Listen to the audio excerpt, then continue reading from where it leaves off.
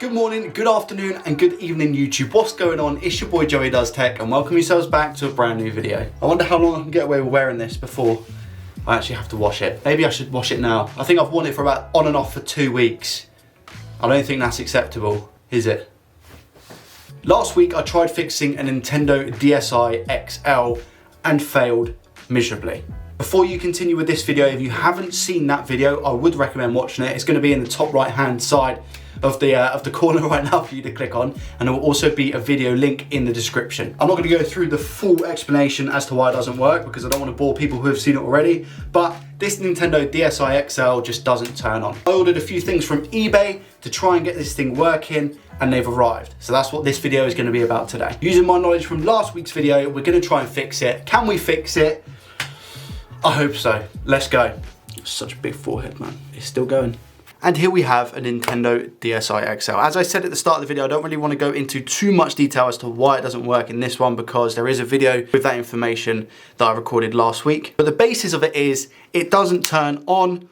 I broke the power supply for it and the battery doesn't charge. First of all, I want to give a quick shout out to my main man Essentialist for recommending me to get these new prongs for my multimeter. They look amazing and they come with like different, I'm assuming this is for, I don't know what it's for, but yeah, it's just got different uses. It's got some clips here as well, so that might come in handy at some point. He recommended go for like this multi-pack and they look really, really good quality. I can remove the pins at the end as well. They're very, very nice, very sturdy. You guys know that I have a really bad track record when it comes to prongs, and also they just pop off and you can switch them out. So big shout out to Essentialist for recommending this type of prong to me. I went onto eBay and I bought a rechargeable Nintendo DSi XL battery, which you can see here. Now, when it arrived, I was shocked to see that I got two. So I think it cost me around £8 was the listing, and for whatever reason, it includes two batteries instead of one. It was two separate packages. I'm not going to complain. So there we have it, there's one. We'll just work with one for the time being, right? I don't need to actually get another one out. And the good thing about these batteries is that it came with a fancy little bag, well, again, two bags, of tools that you can use to open up your Nintendo DSi XL. So I'm not gonna be using these because I've got my own screwdriver anyway. However, the first thing I actually want to do today is take this apart real quick like I did last week and just check the fuses again, because I've got a charger as well that I purchased, and this is the charger that I've got, and it has a nice little red light to just tell me that it's working, and here is the end of the charger. Now if I plug this in and take the Nintendo 3DS that I have, which is exactly the same charger, it's working. See that orange light? So I know that the charger's good, and now I haven't done anything yet, I've done no testing. First thing I'm going to do is check the, actually no, let's check the battery just to make sure that we've got maybe some voltage here. I don't know if these actually come pre-charged, but I want to check this first, and we're going to use the multimeter to check that. It might be a little bit blurry because it might be trying to pick up something else. So positive and then negative. So when I've done this on the other one, it came back as 0.01. There we go, 3.93. This battery is 3.7 volts. There we go, 3.93 is what is showing up on the battery. Yeah, so that's pretty good. And like I said, it's 3.7 volts. So that means that this battery is actually fully charged. Theoretically, I should put this in and it should work then, right? Let's take apart the Nintendo DSi. I left these screws intentionally loose because one of them is really threaded. I'm kind of in two minds. I think the stupid thing right now would be to put this battery in. In a nutshell, when I put the other charger in last week when I was trying to fix this, it blew the charger up and the charger no longer works. That's why I had to buy a new charger. So I'm kind of hesitant to put this in and try and turn it on just in case it does something to the battery. Whether or not it does, again, I'm an idiot. So I just want to make sure that it definitely isn't going to break the battery, and to do that I'm just going to take the screws and stuff out of the Nintendo DSi and we're just going to check the fuses and make sure that they're still all good.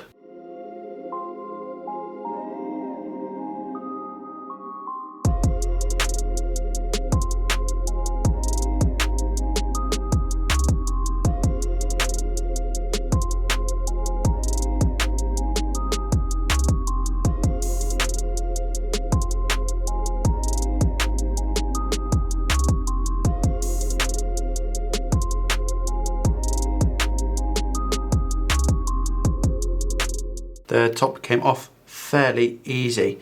Now, let's try a couple of things. So I'm just going to zoom in for you guys here so you can see exactly what's going on. Let me just stretch this out a little bit. There we go. So you should be able to see everything fairly clearly. Now, the issues that we had previously was that this ribbon cable was playing up a little bit. So the first thing I want to check for is continuity in F1, which is a fuse up here on the board, just there. So if I can get to that and test it, that'll be wicked.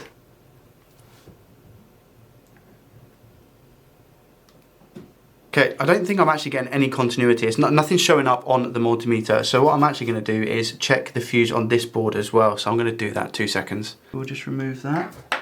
And then I should just be able to lift up the board like so and turn it around.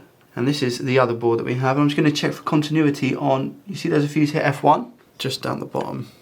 We're going to see if we can get that to give us some continuity. And I will tell you, because it's very difficult, because of how small this is. Okay, so there's continuity there. Hear that beep? There's continuity on F1, which is really, really good. But that kind of worries me because there doesn't seem to be any continuity when we're testing. And again, I'll let you try and hear the beep, but there is no beep. So I feel like this fuse is gone. There's definitely no beep, 100% no beep.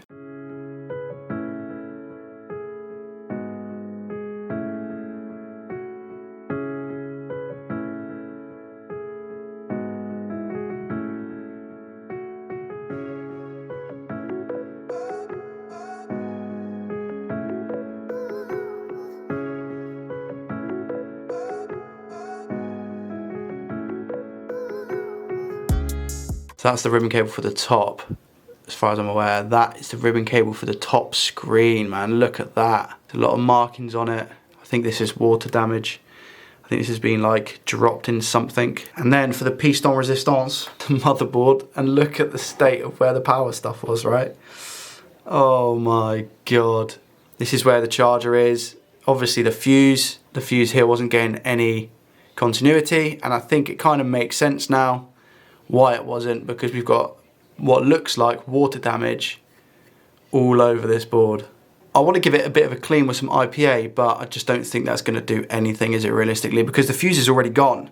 So actually what I need to do is maybe get a replacement fuse, but I'm kind of thinking, is this board just, is it rip? We have to say rest in peace to this board. Nonetheless, I'll keep it for as like a donor board, because I actually do want to move on to DSi's because they look really fun to work on, but it's just a shame. I wonder, right, I'm just going to check what fuse this is, because if it's the same as what it is on a DS Lite, then I've got a couple of boards. I've got a couple of Nintendo DS Lite boards here, and I wonder if it's the same fuse. I highly doubt it, but I mean, that would be pretty cool. So I've just gone onto eBay, and you can see that actually you have an F1 and F2 fuse replacement for a faulty Nintendo DS, DS Lite, and a DSi XL. So I actually think that the fuses on here are going to work on here. So it's worth it, right? It's worth a try. Why wouldn't I? So what I'm going to do is just, first of all, test the continuity on one of these to make sure that it definitely does work. I think this one's had water damage onto it, which explains the pink label. So I'm just going to test the fuse F1 at the top and see if we get continuity on that. Because if we do, I'm going to remove it from that board and I'm going to put it on the Nintendo DSi XL board and see if it works, because I have nothing to lose. And as you can see, or probably hear, we have continuity, which is good. So I'm going to remove that fuse and put it on the other board. But first of all, before we do that, I'm going to give it a clean, because it's very, very water damaged. Is this going to work? I have no idea, but we have to test these things, guys.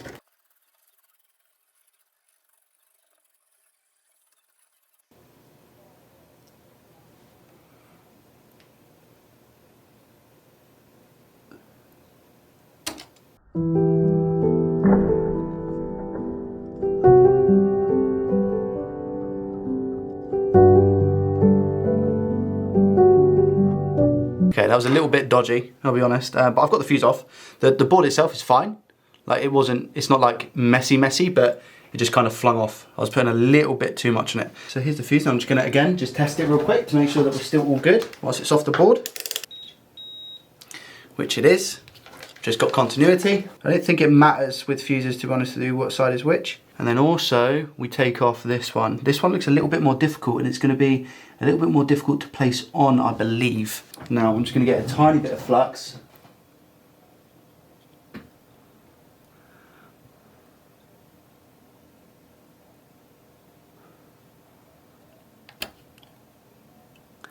And there we go, she's gone. There she is. And here is the culprit. This little bubby fuse not working. Yeah. No continuity. Okay, right.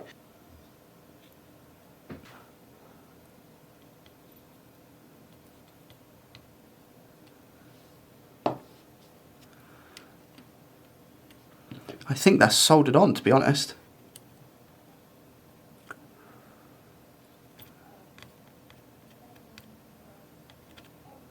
Let me test the continuity and see if we've made that clean or not. My guess is probably not.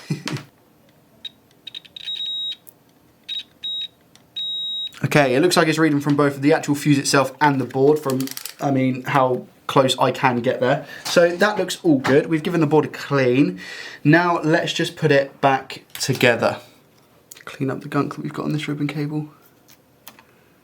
Okay, it's all back together. There is no way that this works, but do you know what? It's been fun, and yeah, I'm looking forward to see if we blow up the charger or if the fuse goes again or something like that. So we have continuity. That's really, really good. Do we have continuity from here up to the top still? Yes. I've got a reading for when I hit the fuse 1, which is good. I think we're good to test. I don't know why I'm getting my hopes up for, because it will not work, but here we go. All right, that's on. Battery, this is the new battery. Put this in, and then we shut the door just to make it kind of like official. I'm just gonna tighten that a tiny bit, nothing over tightening, because I guarantee I'll be back in it in a second. And then, moment of truth, is it gonna turn on? No. I expected that, okay, so what happens when we plug the charger in now? Do we get anything? No, we get nothing. Now what's interesting again is that I can see that the power is on the charger, is a red light to show that it's working, but we're just not getting anything through here. That's a real big shame. Real big shame. I thought that I knew it probably wouldn't work, but I thought I might have like an orange light perhaps to come back on, because that's what we had originally, but that's not showing. So I think the actual board itself is just completely screwed. Just not getting anything. That's me just holding the battery in with the back off, by the way, and just pressing the button. It's just not happening. And just so we are triple confirmed, I'm going to use a different battery as well. Okay, so this is the other new one that I've got, and I'm just going to make sure, and that's definitely in. I'm just trying to think, this chip here, does this look like it's got any bridge connections on the solder for it? I'm just thinking, should I run my iron over it perhaps? I think it's water damage, man. I really do think it's water damage. Am I wasting my time? No, because it's interesting to learn about these things, even if it is completely kaput. So what I'm just really quickly going to do, again, really stupid probably, just put some fluxation of the nation around this chip. Try and resolder some of the joints, because I'm assuming that's the power chip, because that's where the power goes to. Liquidation to the flux nation.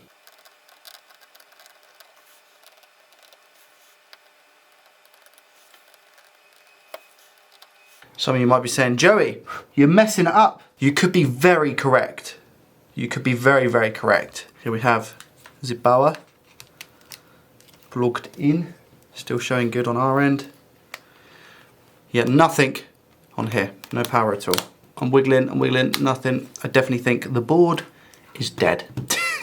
That's the conclusion of today's video. The board is dead. What I can use this for, I guess, is a bit of a donor board. So if I need any if it's water damage, I don't really want to use any of the components just in case, right? I guess I could use like maybe this charging port, but hey, I've bought brand new charger ports, so I don't even need that. But I don't know, screens, I don't know if the screen works or not, so that could be potentially something that we take out of this Nintendo DSi to use for another Nintendo DSi XL. Now the thing is, actually the case is in pretty good condition, so maybe I can use that for something else, another project. I'm sorry for those who have watched this video hoping that I might have actually come to a bit of a resolution with the fix, but I haven't. I wouldn't say I've failed again, because I've learned so much just by even just transferring a little fuse over to this board and knowing that I've done that correctly, because it does beep with continuity on both the actual points of where I soldered and the fuse itself, so I think we're pretty good with that. Yeah, it is just literally quite a shame that I wasn't able to get this working, but yeah, I'm just going to, just in case I'm, no, nothing. I just got, part of me really just wants it to turn on. Okay, yeah, I'm sorry. Kind of gutted, but at the same time I'm not, because again I've had a really fun time working on this DSi XL. I'm going to put it down to water damage even after swapping out the fuse and testing both the continuity for the fuses on fuse 1 and fuse 2. Fuse 2 being on the power board that we can actually remove from the Nintendo DSi XL, and fuse 1 being on the actual main motherboard near where the charging port is.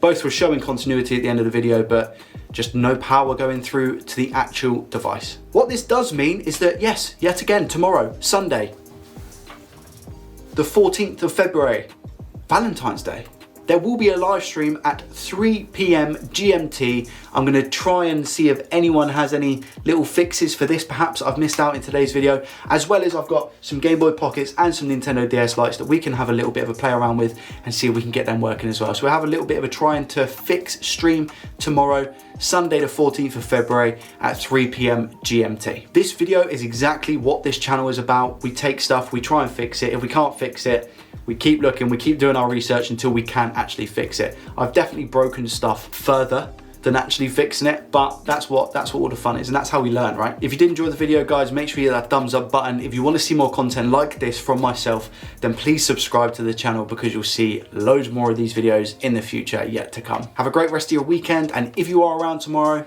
I'll see you then on a live stream. Thank you so much. Peace.